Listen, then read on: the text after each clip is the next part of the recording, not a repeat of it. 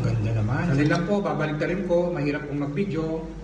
Nitong aking niluto ay talaga po kapag inyong natikman, kayo ay mamamangha. It's amazing taste! Eto na, ang ginisang pechay bagyo ng aking niluto. The best!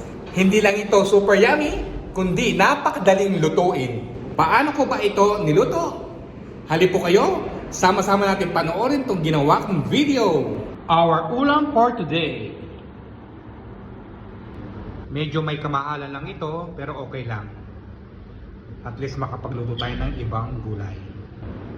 Ito pa ang mga ibang ingredients sa pagluluto ng ating ulam.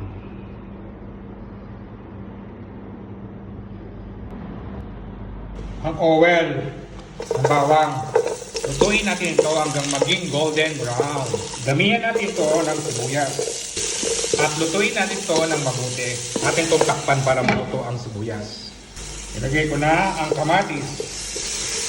Lutuin natin ito hanggang sa magmantika ng bahagya. Takpan. Atin itong dunot-dunutin ng ganito para lumabas ang sariling lasa. Lagyan natin ng ground beef. Pinakulo ko na ito ha. Lutuin natin ito sa ginisa.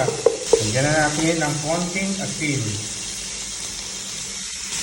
Sinunod ko na ang paminta. Lutuin pa natin ang bahagya. Ilagay na natin ang luncheon meat. Lutuin natin ito ng bahagya lang ha. Lagyan natin ito ng konting sabaw. Konting asin lang ang linagay ko ha, kasi itong luncheon meat ay maalat na.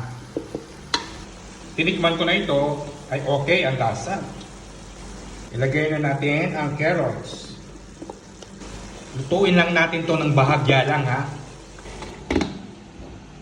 Naka low fire ako ha. Isunod na natin tong pechay bagyo.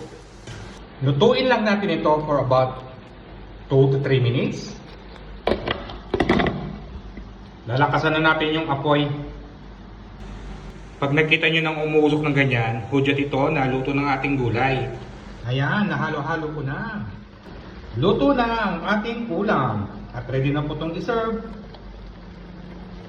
Sobrang yummy naman! Kitams, napakadali lang lutuin, di ba? Ito po ang aking niluto na pananghalian ko for today. Nanggisa ako ng pechay bagyo. Ground beef at luncheon meat po ang aking pinagsahog ko dito. At ang aking kanin. Halip po kayo, samahan po ninyo akong kumain nitong aking pananghalian ko for today. Guys, maraming salamat po. At sana nagustuhan ninyo ang ginawa kong vlog. Thank you for watching. Like and share. Follow me more. And see ya. Ingat po kayo parate at enjoy lang.